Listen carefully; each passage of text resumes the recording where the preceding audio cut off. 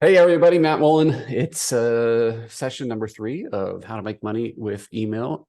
Some interesting things happening even yesterday in the making money with email space.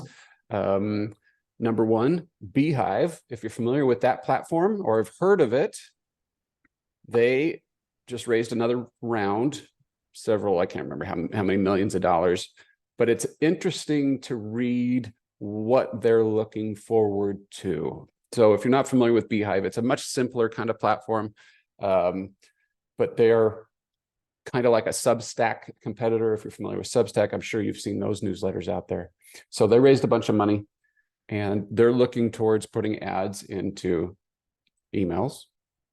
We have ConvertKit just started onboarding more people into their ConvertKit sponsor network. If you're interested in that, I can talk more about that later, but the gist of it is that they have ads that they're going to put in there. You can get paid for using programmatic ads in your newsletter. So things are happening that are kind of interesting in the how to make money with email space. Sparkloop, another operator, they were actually recently purchased by ConvertKit, but currently they act independently. They increased the number of brands that or newsletters, excuse me, that are paying for subscribers. So the way this works is that you can make a recommendation to a subscriber that just signed up for your newsletter. You can make a recommendation to go sign up for Matt Mullen's awesome newsletter, and Matt Mullen will pay you for the recommendation $1, $1.50, $3, just depends. So it's some interesting new things happening in the space if you're keeping up. So and it's happening right now, like literally right now. So good time to be talking about it. All right.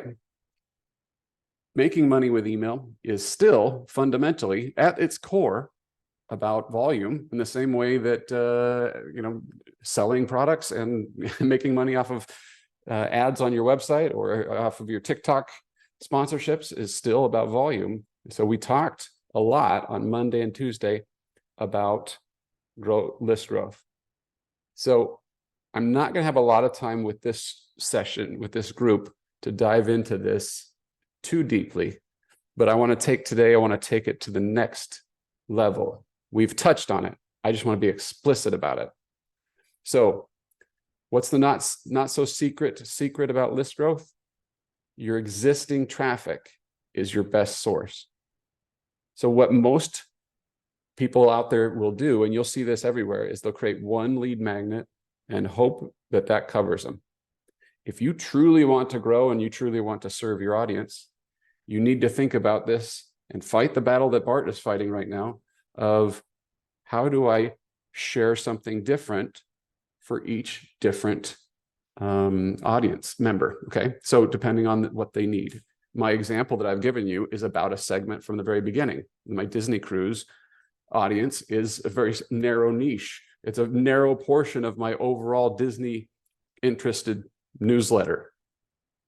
But because I can serve them differently and serve them well going forward, and I'll show you how I can serve them better because I know what they are interested in and who they are. That's different than somebody wants a Mickey Mouse coloring page today. We just want to print out because they're entertaining their grandchildren. But somebody who's taking their grandchildren on a Disney cruise, they're spending tens of thousands of dollars on this thing. My goodness, they're more invested. It's the same with your audience. For Giselle and I talked about this a little bit yesterday. If somebody's looking to move to a particular area, they have a general interest in moving, but those interests are very dependent upon the situation and the location and destination. If you're moving because you're retiring, that's different than if you're moving because you're doing a job transfer. If you have little kids and you're moving, that's very different than if you're my age and you're an empty nester. If you're moving to Phoenix, coming here, or versus moving to the Netherlands, those are very different considerations. And so your ability to serve those people, you could try a cookie cutter approach, but you're going to get better at this. You're going to serve more, and your list will grow faster if you'll take the time to invest in these segments. How do we do this? The exact same method that we talked about on Monday and Tuesday. It's just honed to a specific audience. I'm going to kick off today with one of the most common ways that we put different messages in front of people. At Bart's request, we'll talk about pop-ups. No, it's something that we needed to talk about because it's fundamental to the whole email marketing discussion, isn't it? A lot of people hate pop-ups. There's two real concerns with pop-ups that have been that are kind of out there historically. Well, let me pull up my slide here. Actually, before I get to pop-ups, let's talk about other things you can do that aren't pop-ups, because maybe that's of interest before we even get there. So let's bring this up here. So first of all, hey, that's not a pop-up. So we've talked about this a little bit, but if you've seen this on other people's websites, you're scrolling, and then you hit an embedded form that kind of grays out the background. That's not actually a pop-up, but it has the appearance of a pop-up because it grabs your attention in that moment. Opt-in Monster has been doing this for years, and they call it attention activation. Mediavine recently, within the last year or two, has dug into this, and they call it Spotlight Subscribe. And now we all have the opportunity to take advantage of this using Slickstream. In fact, there was just a recent, I haven't had a chance to watch the replay, but there was just a recent tutorial. Go into the Facebook group from Raptive, and they explain how to use Slickstream. One of the things that they do, the same concept is called a highlighter in Slickstream. Take advantage of this. The battle that Bart's going through right now is figuring out how to do embedded forms with a particular plugin. You're going to want to learn that and do that, and whatever your software of choice is, if you'll do that, then you can have an embedded form that Slickstream can select as a highlighter. Great. These things convert, not as well as a pop-up, but close. They're fantastic, and because they're usually somewhere down the page, somebody is scrolling and they have vested interest in that content, and so when you attach this, like in the case of, if you're on an aquarium plants page, your aquarium plants quick start guide is going to be great.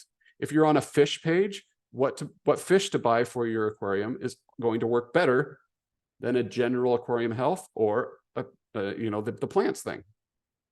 So use it that way. Other things people are doing is you've seen this probably as far as quizzes. Quizzes are cool. There's a service out there that I recently started trying called Interact. Here's an affiliate link if you care to use it. I don't care either way. I'll just drop it in here. But if you decide you want to consider doing quizzes, come on. There we go. Sorry, give me a sec. Technical malfunction. There we go. If you're considering doing quizzes, this is an interesting approach. There's one actually you can see in action. I helped Kelly to set up this one, What's for Dinner? And then it takes you through this fun quiz. And at the end, you take the quiz and you answer these questions. And at the end, to see your results, you'll have to give them your email address. Okay.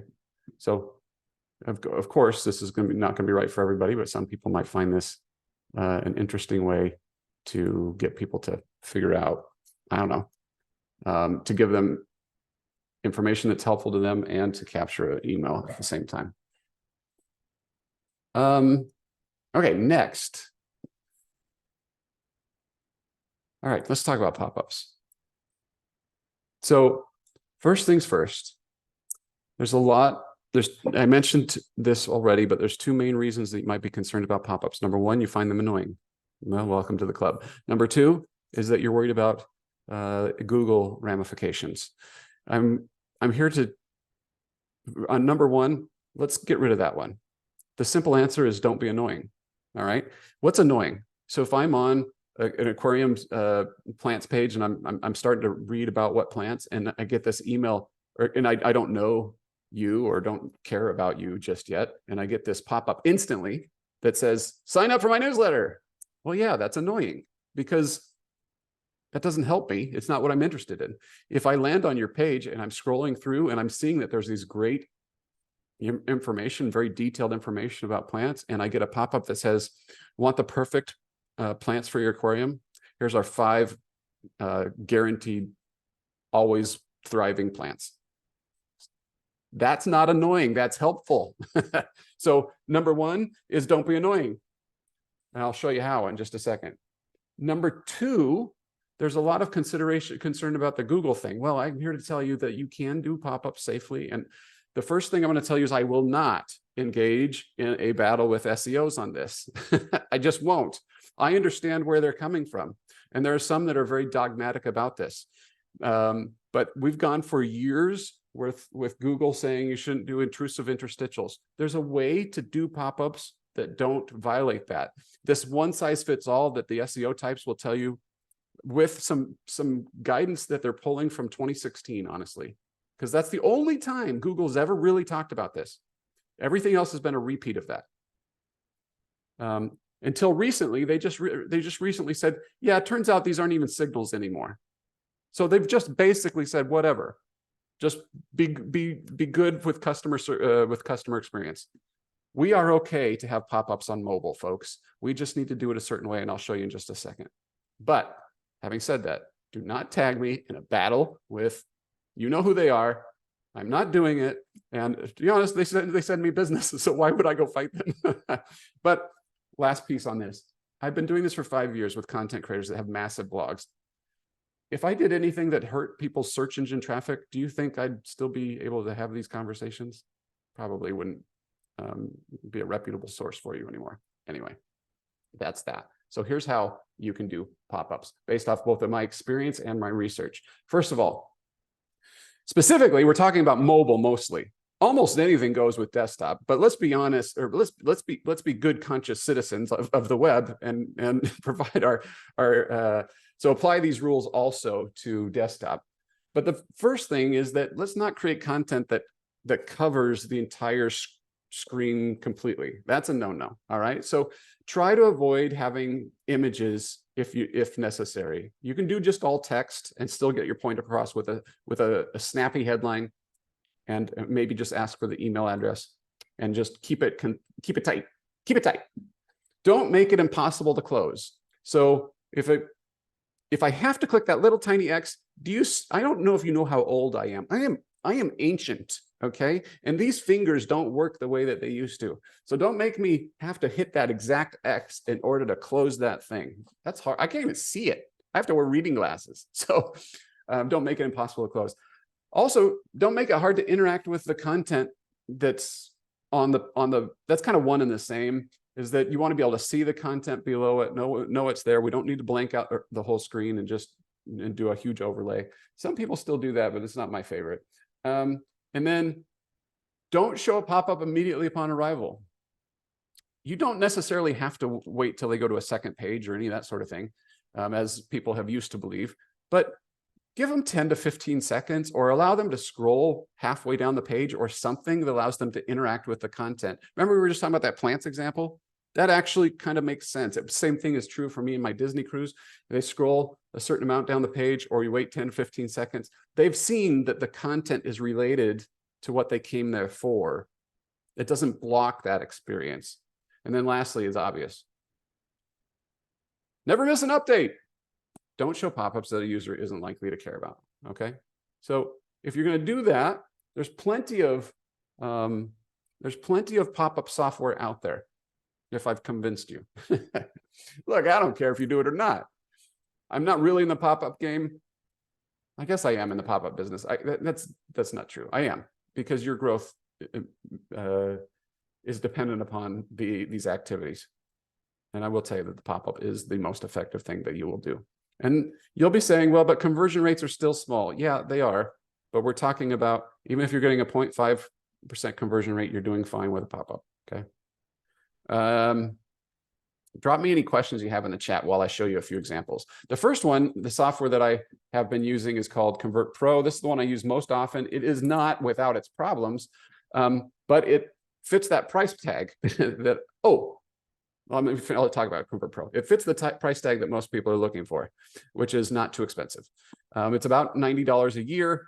It's a WordPress plugin that has been vetted by people like NerdPress and Grayson and iMark Interactive. They've checked it for, Core Web Vitals and blah, blah, blah. It all is a, it's kind of, it has a little bit of a strange interface to it, but once you get used to it, you can create some decent looking pop-ups. Here's some examples. These are all using the same software. Okay. I have a tutorial in the email and autopilot course that walks you through exactly how to set this up. It's not ConvertKit specific. It's specific to Convert Pro, which will connect with most email platforms. Not all, but many. I don't think it connects to Flowdesk and BirdSend. I'm not sure. Oh, it also has other things like these info bars and in content forms and before and after stuff that you can use, that you can experiment with. Now, before I go on to the next one, you might be wondering, well, what about the ones that come with the platform? I'm not a big fan of MailChimps, MailerLites, Flowdesks, ConvertKits. I'm not a big fan of any of them because they all tend to have some sort of design limitations that make it and or they just simply won't do what I want to do, which is show a different opt-in on different posts depending on where you land. Can you base it on categories or something? Yes, absolutely. That's what I want to do, and that's why I love Convert Pro. Great question. Is that I could show my Disney recipes people, I can show them recipes. My Disney cruise people, I can show them Disney cruise stuff, and Disneyland people, I can show them stuff related to California. And it's all different. And it's your existing traffic is your best source of list growth. So show people, by the way, case in point, I have it's all about conversion rates, which I see there's a question in here, and that's one of the questions. What conversion rate is achievable on information sites? It totally depends on the niche. 0.4 for aquarium fish might be a little low. It's going to be great for food, but maybe for fish, that's a little low. It's like golf, though. We just want to keep improving our score and getting better and better and better. It's not 0.4 is not terrible, but it is a little. We want a little lower than. It's one of those things where I kind of know it when I see it, depending on the niche. With my Disney cruise pop up, I'm sometimes around 2% conversion rate, but it's like so spot on. So anything when you're kind of hovering around 1% with a tight niche, I think you're going to be doing well. Now, let me give you an example for some of you who have food. I have a client, Alyssa, from the Recipe Critic. We did a pop-up on her soups category. I was like, what are we going to do here? And we did something like 5 days of savory soups.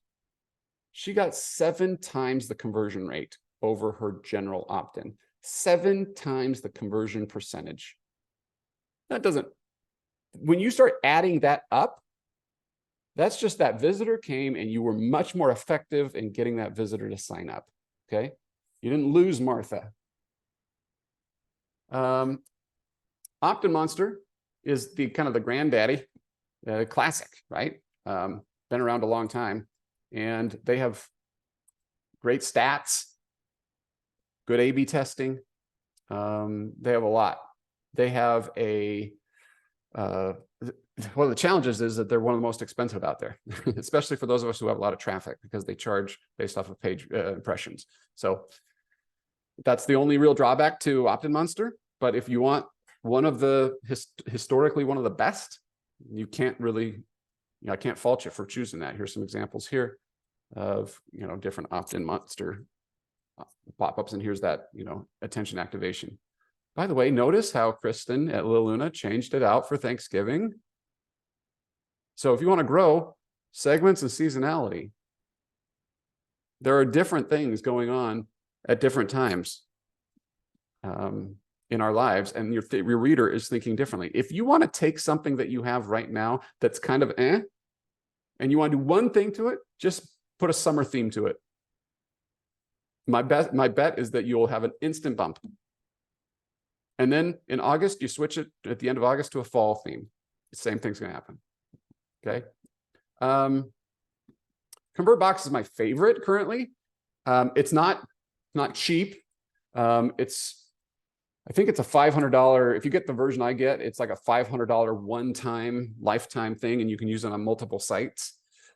The problem is that it does have a cap on page impressions or something like that. I think it's like 500,000 page views a month. So if you're above that, then you're into kind of their enterprise level stuff, which you'll have to get a custom quote or something from them. So I don't know if I recommend going beyond it, but I love it for the ease of use. It's my favorite in terms of testing.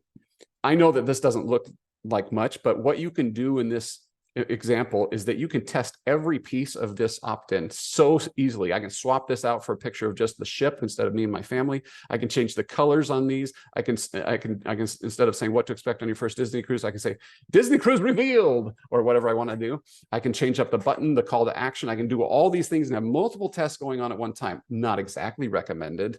You want to limit your tests so you can be more statistically significant.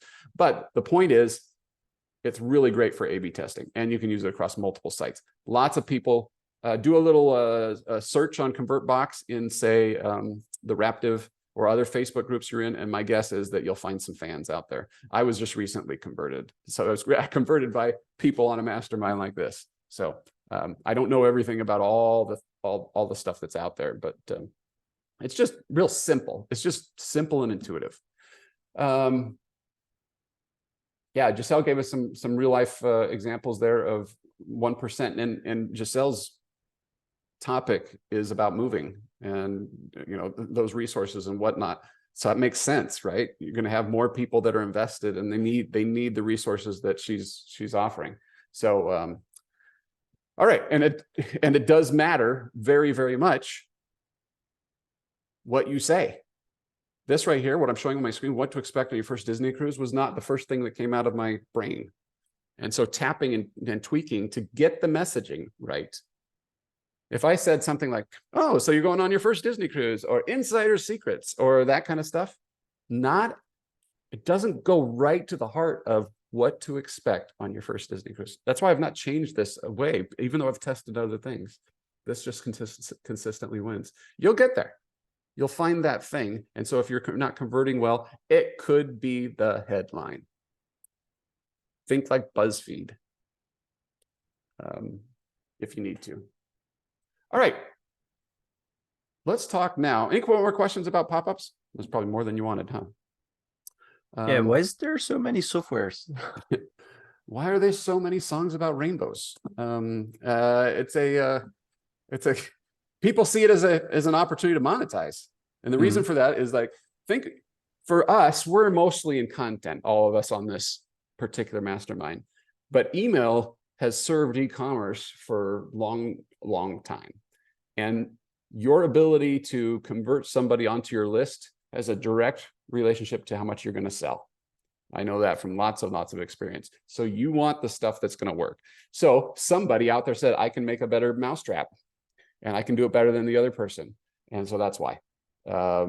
And it's just messing around with it. And that's also the reason why I don't really love the ones that come free with opt-in, with MailChimp and so forth, because it's usually an afterthought for them. They know they need to offer something, but their job is to get billions of email messages delivered and created and sent, and avoid the spam folder and all that stuff. Pop-ups are kind of like, oh, I got this little team over here, go make a pop-up, right? Meanwhile, some ambitious developers are like, I can do this and I can make a really cool one, and I can keep it updated and make a different business out of it. That's my theory anyway.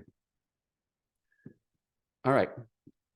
Now, here's what we've been building. We've got this quick start guide. Maybe we've got this bonus content. You're going to do a checklist. You're going to do a moving calculator. You're going to do an ebook of some sort. You're going to do another quick start guide. So you've got your slow cooker quick start guide, and you've got your summer desserts quick start guides, depending on what people are visiting, where they're landing. Now they're on the list. Now what? All right, let's get into some fun things.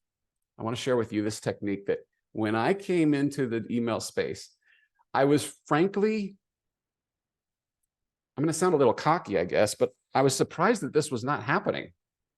And so when I tapped into this for my clients, it was like this big revelation for most people.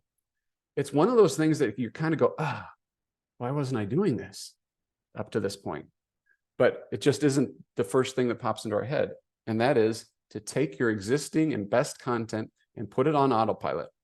I'm going to tell you about something that I call the Forever series. But first, I want to introduce you to a guy I've never met. His name is James Clear. He's the author of Atomic Habits. Some of you have read Atomic Habits, maybe.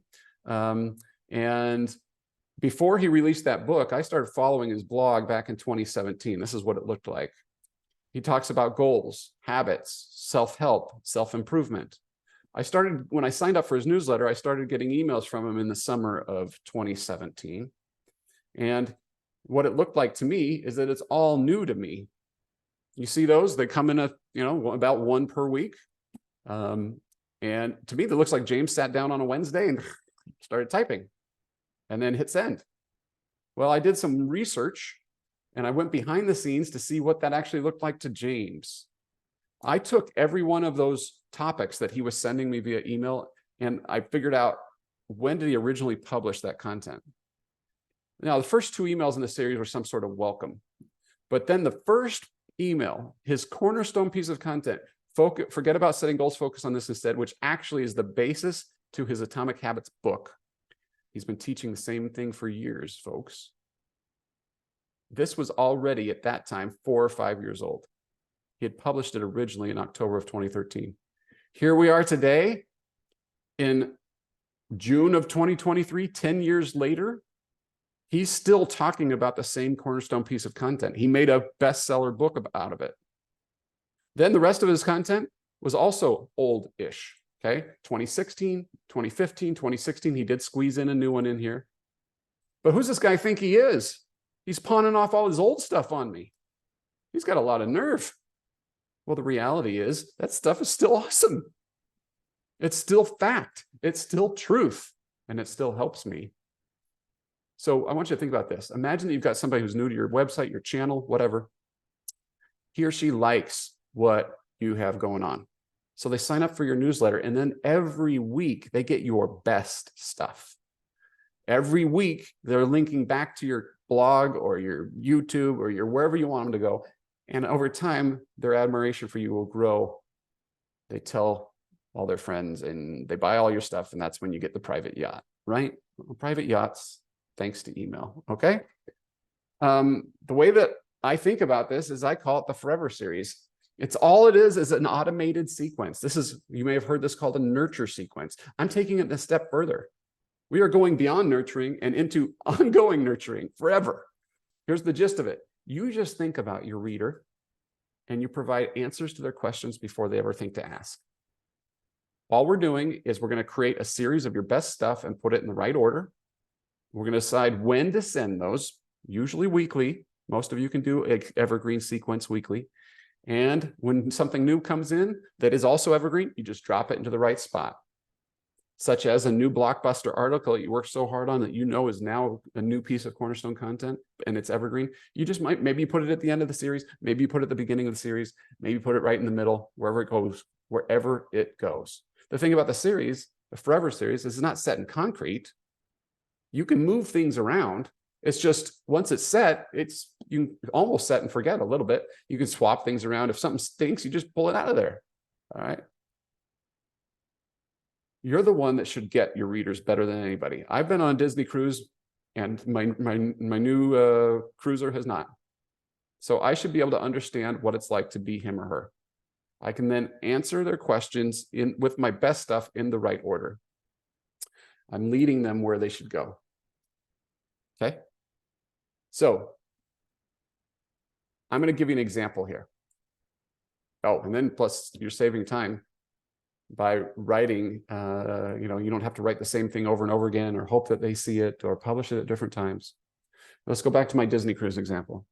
So when somebody completes the quick start guide, what to expect on your first Disney cruise, guess what? My infinite knowledge of Disney cruising is not over. All right. I still know more. There's still opportunities to share. So what I do is I've got this Forever series concept. Every Sunday, they get an email. Email number 1 is the most powerful Disney cruise tip I ever learned. I start with that because it's legit awesome. Email number 2 in this Forever series comes 1 week later. It's what to pack, because everybody wants to know what to pack. Week number 3 is how to avoid getting seasick. Week number 4 is what happens on the private island. Week number 5 is where to stand on the boat to see the fireworks. You see what I'm saying? It's like, I've thought this through and I'm delivering it in the order that makes sense to them. Now, week number 30 is something like, this is the playlist we put together to listen to on the drive to the boat. Total fluff. All right. But by the time you've gotten to week 30 with me, you get to know me and my wife and our quirky nature. You've gotten the basics down. And so now you're ready for, oh, hey, that is fun. But if I'd led with that, you'd be like, what is this? Right? If you stick with kind of what's new concept all the time, you miss out on this opportunity to create your brand, to tell your story in the order that makes sense. Okay? So let's do a little exercise. Yeah, Bart. I had a question about this because I was wondering if you write 10 emails, but you keep improving, and you start sending people down the sequence, and then you write a new piece of content. Do you append it to the end, or do you continuously edit at the start of the sequence? Like, what is your strategy to this? Because at some point, people will have received some emails, others haven't, stuff like that. I don't worry about that piece too much because there's ways around it, and I'll explain that in a second. What I want to build is I want to build the ultimate sequence so that as my engine is going, people are coming in the right order. Now, okay, so it's about new people, basically. Now, yeah, but if I create a new piece of content that's awesome, I'll send that as a broadcast so that everybody who may have already passed that point, and then I'll just drag it, and like, let's say it should go in 4th in the series. I just put it there, and if somebody recently saw the broadcast, I just live with it. You know, I just do. There are ways around it. You could create tags that say if they saw this or they opened this or clicked it. It's just with the way email math works. You can repeat content more often than you think. So let's say you had an amazing open rate. Let's say it was 50%. That means that half of people never even opened it. And let's say your click rate was 10%. That would be incredible in email all the time. That means that 90% of people never clicked. Yeah. So there's still, that's not saying email's bad. That's just how it is. So it's okay to, in fact, I encourage it. Save yourself time, repurpose your best stuff and repeat it.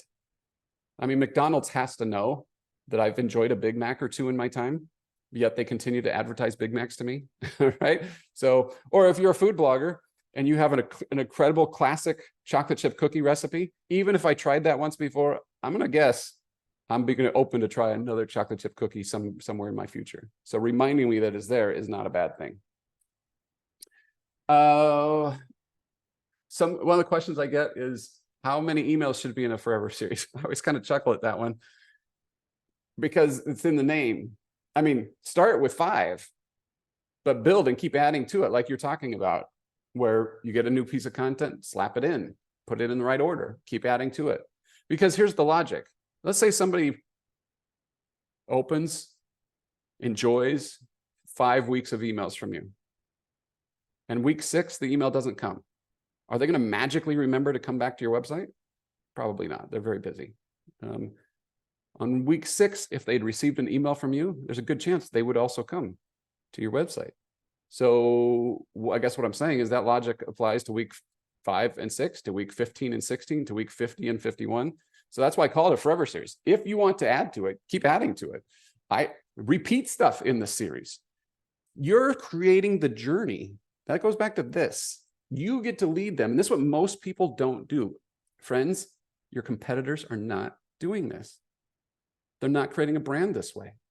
They're ranking #1 on Google for something, but they aren't teaching, extending the brand, and caring deeply about the audience. There's a reason if you're going to go to Paris for the first time. Like, Rue Claire is awesome. If you've ever been to Paris and you've ever been to Rue Claire, you know what I'm talking about. But it is not the Eiffel Tower. You know, so the first thing that people want to know is, how do I get to the Eiffel Tower? What does it cost? How do I see it? Right? So we go in order. All right. Where was I going with this? I had a point. Anyway, totally lost it. Oh, let's do this. That's what I was going to do. We're going to actually do this. Let's write. We don't have to write the emails, but I want you to write the first 5 topics of your Forever series. I don't care what they are. You're not going to get this wrong. There's no wrong answers here. Whatever your topic is, they just completed the quick start guide. What are the first 5 weeks of emails that you want them to get? Evergreen. Okay, so putting in your Halloween pumpkin carving pumpkin in here is not the thing to do. All right, but what are the next things that they need to know? Okay, I'm giving you a few minutes to, or not a few minutes. I'm giving you 60 seconds to come up with 5. All right, and I want you to share in the chat.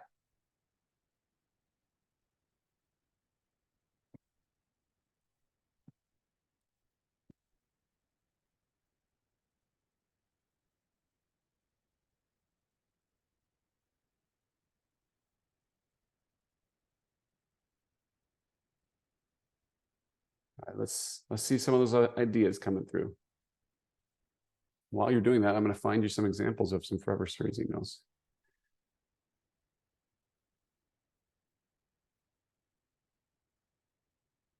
You'll find that these emails are strikingly similar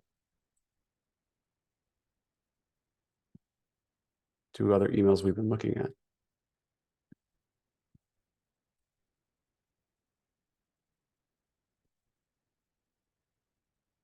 Okay, let me show you this one. This is in food here. Ambitious Kitchen. She's got a ton of recipes. And so after they complete the quick start guide, the first email they get from her is, you probably noticed there's a lot of recipes. Today I'm giving you the top recipes that are all-time reader favorites and mine too. I'm sharing one from each category. What to make first. Isn't that nice?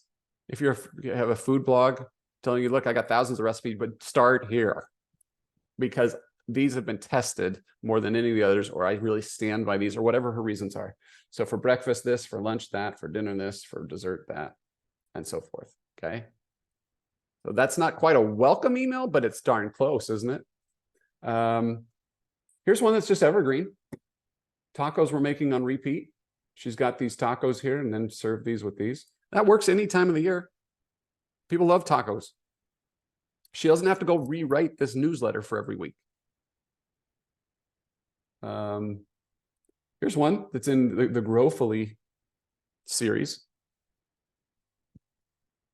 A savvy gardener has a few high quality tools. Here's the must-have hand tools for gardeners.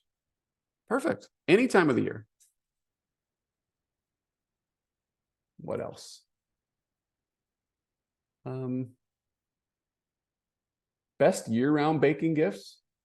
Okay, so you can use something like this that's year-round.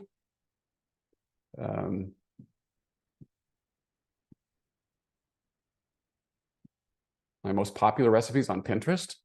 Forever series, this stuff works really great. If you don't have like this natural journey like I do with the Disney cruise, you can do social proof and you will win almost every time. You'll outperform whatever quasi new idea you have when you say my most popular, highest rated, this went viral, what I would make for my mother-in-law.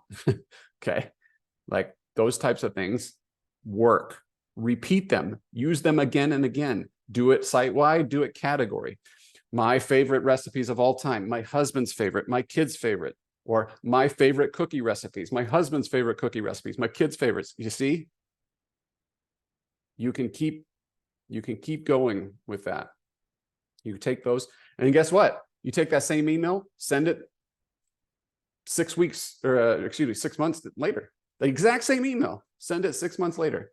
Just give it a different subject line. I'm not kidding. You can repeat this stuff. All right, let's see what you got. All right, the prettiest aquarium plants, lighting, good. The biggest aquarium in the United States. Okay, that's to give inspiration. I like that. That's an interesting topic there. You're probably doing this part, but it just occurred to me. I'll bet you get a lot. People would be inspired by, in the same way that I want to see somebody else's modern. So I recently moved. This is why I don't have blinds here. And I have been like nonstop on YouTube videos on how people set up their offices. Like you can watch these for hours. I'm kind of wondering if there's similar things where you just want to, how do people set up their aquariums? What do they look like? What's, how does that, Anyway, inspiration. Sidebar.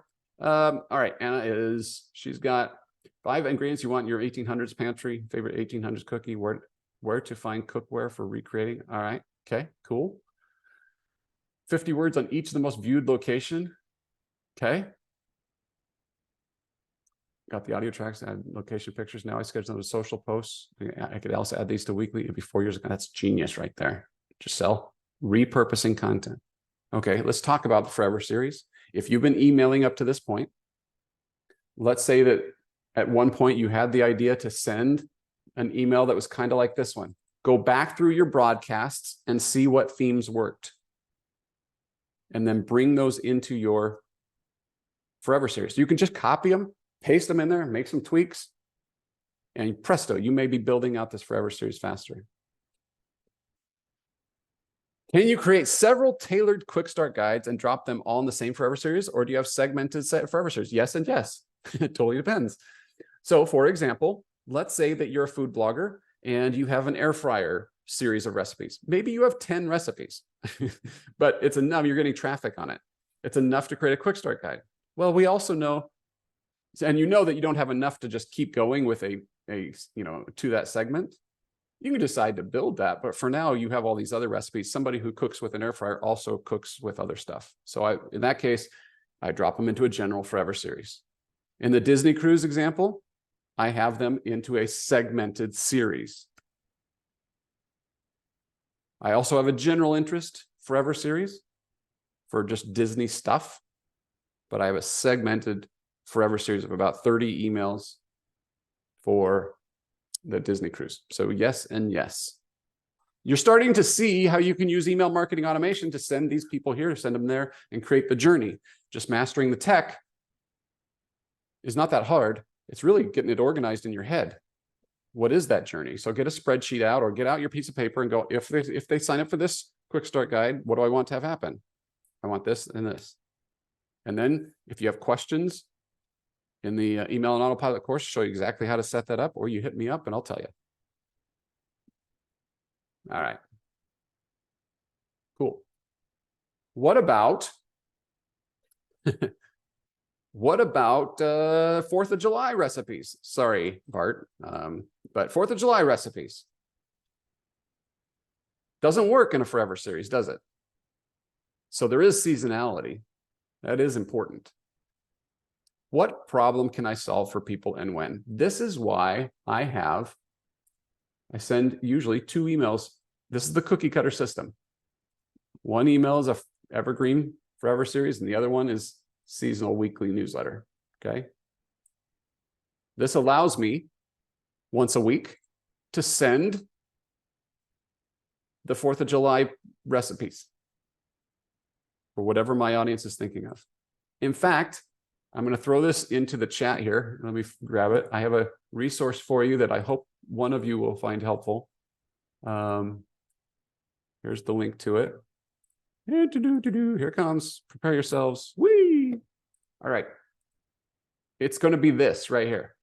All right. This is it's a very basic way to organize your thoughts and your emails. Just come up here to File, make a copy, and you can make a version for yourself that you can edit.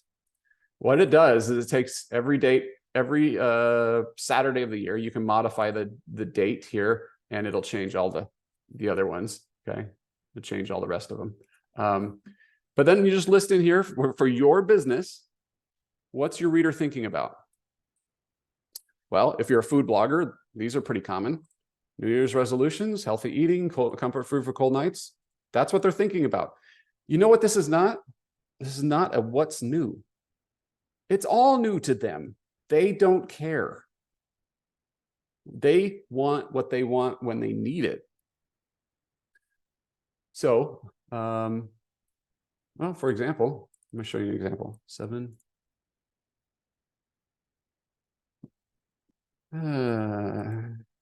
There we go. All right, Rachel wrote this email in 2020 and delivered it right before the Super Bowl. Okay, there's some preamble here, blah, blah, blah. Nobody's reading it anyway. Scroll, skim. You got these crackers. We got this salsa. We got this sliders. We got this dip. We got this bacon. Okay. Perfect for the Super Bowl, for my Super Bowl party. Here's the question that nobody's asking. Hey, Rachel, when did you originally publish those mozzarella sticks? Who cares? Whether it was 5 minutes ago or 5 years ago, the content hits them when they need it. So some of you need that paradigm shift to stop thinking about what's new and start thinking about what problem you could solve for that reader. So in this case, Super Bowl, it's a great time to do it. You drop in here, and then if you want, you could change this to article or whatever. In this case, we're going to do roundups. So it's going to be snack 1, 2, 3, 4, 5, right?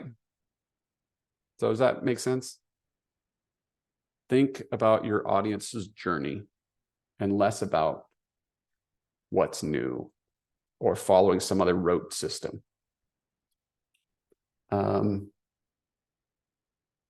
the way, Rachel has sent the same email every year since 2020. She's tweaked it a little bit where she changed up she realized that this was too much text that nobody was reading, and she changed that up. She might have swapped in a particular recipe or not. I don't remember. But for the most part, it's the exact same email. With this document, you can do the same thing. Next year, you can decide, did that work? Great. In your platform of choice, you can just go in and hit duplicate and schedule it. In fact, guess what? You can do that right now. Did you know that they've already planned to do a Super Bowl next year? It's true. You could write that email right now. What? No. Planning ahead. For those of you who want to do batch content, this is a great way to just get your life in order. Okay. All right. Any questions on this? You can go ahead and unmute if you have a question. Yeah. Can I get your thoughts on, like, for a high volume type of situation? Like, I've got this tiny little email list that actually really loves getting emails every single day. And so, I mean, I've got, like, it's tiny. I've got 320 people so far, but I've got like a 59 to 61% open rate. I've got little old ladies opening my emails at 8:05 every morning. And so it's challenging creating that much content. How would you suggest, with an email list that, like, clearly wants daily emails, they are opening the emails, how would you make use of that old content and recycling in a daily email type of scenario instead of just twice a week? I can tell you different tactics to generate daily content. The question that we're not addressing is the strategic should you, right? I'm assuming that you're tackling that, of that's worth your time to do those things. So not sleeping. What's that? Need to shift some things around. I feel like, it's something that's important to me and I want to do, but I'm trying to find ways of, tackling that. Let me give you a few ideas. So the first thing is, if you are a regular prolific content creator, then just turn on the RSS feed. Is the simplest thing. And that's like, that will, what platform are you using, Anna? ConvertKit. Okay, ConvertKit has an RSS feature where you just plug in your feed and you can have it send, literally every day that there is a new post, and it just checks your WordPress feed and says there's a new post. Great. And you can customize the template and make it look a little prettier, and just basically so your little old ladies go, oh great, she posted something new today, and then they come check it out. This is great for your diehards. What I do, this is for everybody, is that I like having this option. I like people raising their hand and opting into it. It's not necessarily the default, but there are people, like in Anna's case, that do, they're diehard fans, or they just, they need a restraining order, one of the two, where they, maybe they want to get everything from you. So if you have that, great. Second, if you just want to create more content, go back to other content that you've created and make a forever series. Like, you're just going to have to lock yourself in a room and just devote hours to it and just kind of be done a little bit, if the content is evergreen. So you were throwing in cookware and recipes and pantry stuff, right? So could you come up with 50 topics that you just recycle through? Like, if you banged out 50 emails, you could take those, change the subject line, maybe change on another little thing, and repeat that, or just make 50. And in ConvertKit, a sequence can loop through. You can have it restart. So you could just have them, all right, every 50 days, like the same thing. I'm not saying that that's perfect, but with open, even with your awesome open rates, 40% didn't open. Right. And how many clicked in that moment? Yeah, sorry to talk over you. Yeah, and you'll probably cover this later with the segmenting is I haven't figured out how to make that option like the folks who want a daily one, like surely there are people on this list getting these emails every day who are like, where's the once a week option? Right. Figuring that out isn't that I haven't cracked yet. Okay, so there is in the email and autopilot course, I do have a section on that. Go read or watch the segment about the RSS. It's a little dated in terms of what the screenshots and stuff show, but it's still technically, you'll get it. You know, it ConvertKit's move things around or updated buttons or whatever, and I haven't fixed the video yet, but you get the same general gist. Because you'll be doing is you'll be using tags that allow them to raise their hand and say, I'm in or I'm out. At the bottom of each email, you might say, loving what you're of the non-RSS emails, you might say, loving what you're reading, click here to get a daily what to what. And on the daily ones, you can say, too many emails, click here to stop receiving daily emails like this. And I like what you're thinking about that, because most people aren't. They're not realizing that your audience, that there are segments and pockets of your audience that do want to hear more from you. I don't think that Giselle can get away with that. I don't think that she can. I think there's going to be a point where people are like, look, I have the information I need about moving. I don't need to hear from you every day.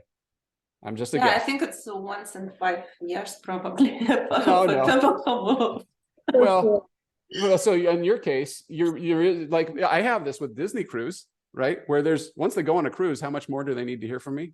But I'm going to enjoy that as long as I can. And then if I can, I'm going to figure out how to roll them into other interests, like just general Disney interests. I don't know what that is for you. It could be, I don't even want to speculate, but it could be career growth, or it could be more location specific stuff. But that's if you decide to get that. Become an investor. There you go. Become an investor. Okay. So that's a real good question. For those of you, the rest of you who are here live, do you have any questions about how to implement this for your particular business? I've talked in very general terms. I'm wondering whether it's worth switching away from Klaviyo, because it gives me, or Klaviyo gives me headaches. And from what I've seen so far and heard about ConvertKit, it sounds like less headaches. Well, I can't answer that directly for you without doing a deeper dive into what you want out of it. If you're using it for e-commerce purposes, Klaviyo is one of the best, if you know, at that price point, without getting into enterprise level stuff. So it just depends on what you're Basically doing just with it. this. Okay. And if it's content specific, I think you're probably paying for something that you don't really need. I know there's a cost to moving. Moving sucks. It's kind of a hassle. Yeah. ConvertKit does have a free migration service where they'll help you. They'll do that for you. Yeah. So It might be nice, because now's the time, you know, if I'm gonna work on the Forever series. Right. Already thinking like, how does that work with the flows and all the Klaviyo stuff? But it's might not be the best. Right. Use the link that I just put in there, and it'll extend your trial period. It'll double it, and then you shouldn't have to pay for any overlap between using the platforms, and then their migration team should be able to help you move things over. If not, in the email on autopilot course, there's actually an instruction video, or it's actually just a handful of steps of how to move yourself. It's not as hard as you think. It just depends on what if you have segments and emails and stuff that would be tedious to bring over, that's usually the time to use the migration team, because they use their labor to brute force move that stuff for you. Okay. I'll look into that, because it might be interesting now, especially if I want to scale up as well. Right. Right. Cool. All right. Anybody else have any other questions? All right. Rashid, you got this. You and your your clock and your plants and your Yeah, I think so. your heart frame. Yeah. Okay. That's right. All right, cool. If anybody has any other questions, just stick around and I'll be happy to answer them. But tomorrow, you're going to want to join live tomorrow because I'm going to give you like a fire hose worth of ways to make money. Okay. It's part 1 of 2. Thursday and Friday are intense because I'm going to show as many examples as I can of different stuff that people are doing with their email lists. All right. We're going to do a couple business breakdowns.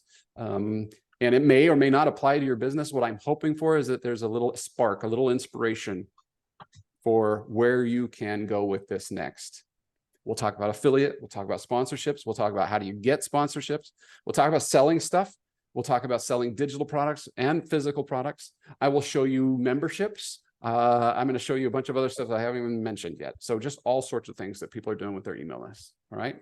If there's something specific you want to know in those topics, tell me beforehand so I can prepare a little bit based off of your business and your interests. All right. I have been thinking a lot about the memberships because like once you get a pretty good amount of traffic, I wonder if doing membership and saying like no ads or that kind of stuff. So that's something that really interests. So I'm excited about that. What is remind me your topic? It's like DIY automotive car stuff. Okay. Yeah, that's an interesting one. What I can't answer for you, I'll show you a bunch of examples, and I couldn't answer for you if strategically that's the best way to monetize. But I'll show you what some other people are doing and see if that helps you. Yeah, that'd be. I wonder how people are actually like doing it. If you have any information on that too, like whether it's like plugins or like I noticed we just implemented Slickstream, and I can see that they have like a login, but I don't know if they allow you to do it there. So Yeah. that's something that I wonder. Don't let me forget to talk about platforms like Circle, okay, or Teachable. Those are probably the places that most people go when they get larger groups that they can deem a membership. So we'll talk about those. Thank you. Awesome. All right. Hey, everybody. Cool. Enjoy your rest of your day. We'll see you tomorrow. Cheers. Bye. All right. Take care.